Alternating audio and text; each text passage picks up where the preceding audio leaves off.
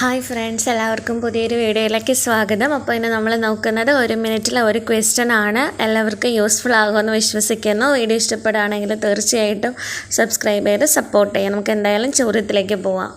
റാബി വിളകളുടെ വിളവെടുപ്പിന് ശേഷം ആരംഭിക്കുന്ന ദൈർഘ്യം കുറഞ്ഞ വേനൽക്കാല കാർഷിക കാലം ഏതാണ്? അപ്പോൾ ക്വസ്റ്റ്യനിൽ തന്നെ കുറേ വസ്തുതകൾ പറയുന്നുണ്ട്. അതിൻ്റെ ആൻസർ വരുന്നത് സയ്യിദാണ്. റാബി വിളകളുടെ വിളവെടുപ്പിന് ശേഷമാണ് എപ്പോഴും സയ്യിദ് വിളകൾ നമ്മൾ ആരംഭിക്കുന്നത്. മാത്രമല്ല അതിന് ദൈർഘ്യം കുറവാണ്. ദൈർഘ്യം കുറഞ്ഞ ഒരു കാർഷിക കാലം കൂടിയാണ് സയ്യിദ് എന്ന് പറയുന്നത്. അപ്പോൾ വസ്തുതകൾ കൂടി ആ ക്വസ്റ്റ്യനിലുണ്ട്, നോട്ട് ചെയ്ത് വെക്കുക. ഖാരിഫ്, റാബി, സായിദ് എന്നിങ്ങനെ 3 വ്യത്യസ്ത കാർഷിക കാലങ്ങളിലാണ് ഉത്തരേന്ത്യൻ സമതലങ്ങളിൽ വിവിധ ഇനം വിള കൃഷി ചെയ്യുന്നത്. പടിഞ്ഞാറൻ മൺസൂൺ കാലത്തിനോട് ചേർന്ന് വരുന്ന കാർഷിക കാലമാണ് റാബി. നോട്ട് ചെയ്ത് വെച്ച് എല്ലാവരും പഠിക്കുക. താങ്ക്